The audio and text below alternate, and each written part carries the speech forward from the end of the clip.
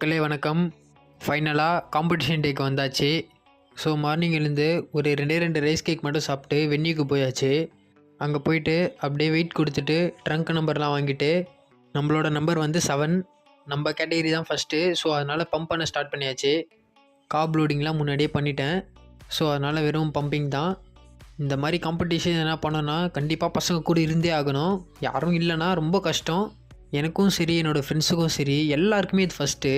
அதனால் எல்லாமே கொஞ்சம் ஒரு மாதிரி தான் போச்சு. பட் ஓகே, எல்லாத்தையும் வந்து கற்றுக்கின்னு தானே ஆகணும். யாரும் வந்து அப்படியே ப்ரொஃபஷ்னலாக எதுவும் பண்ண மாட்டாங்க. கரெக்டாக கொஞ்சம் நேரம் போஸ்டிங்லாம் செக் பண்ணிவிட்டு போயாச்சு ஸ்டேஜுக்கு. நம்மளோட பர்ஃபார்மன்ஸ் எல்லாத்தையும் நல்லா பெஸ்ட்டாக கொடுத்துட்டு நம்மளோட பர்ஃபார்மன்ஸுக்கு டாப் 10 தான் கொடுத்தாங்க.